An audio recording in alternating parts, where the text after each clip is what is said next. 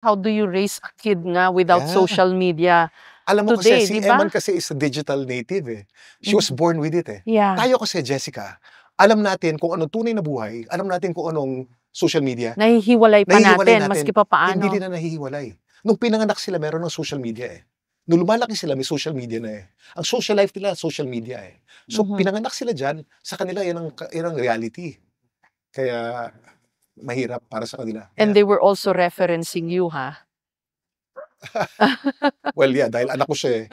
But alam mo ba, even if they reference me a lot, ayaw na ayaw ni Emma na magkasama kami Talaga? sa social media. Oho. Kasi nga nakita ko, malakas ang following niya eh. So sinasakyan ko, minsan nagsistitch kami, minsan nagduduet kami. Binlock ako niyan. Hindi ko pwedeng gamitin yung mga video niya kasi nakablock ako. Hindi ako pwedeng mag-stitch o mag-duet, no? Sabi ko, Eman, why? Papa, I'm already called Nepo baby. And they say that I'm a Nepo baby that they like. If we're seen together, I'll be a real Nepo baby. I'll be one of those regular Nepo babies riding on you. I want to do this on my own. Kaya in fairness to Eman, nag-shine siya on her own. Ako ngayon kumakopya sa kanya eh. Nag-shine siya. And nagulat ako, million ang following eh. Mas marami pa nga sa akin. And ang following ni Eman is all over the world.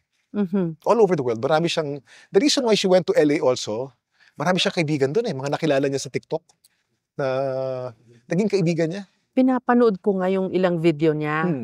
And she was this bundle of energy.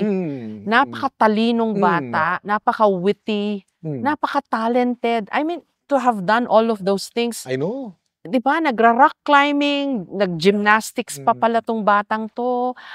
She was such a fashionista. At saka, ang ganda ng energy, very positive ang Yes, energy. ang creative niya.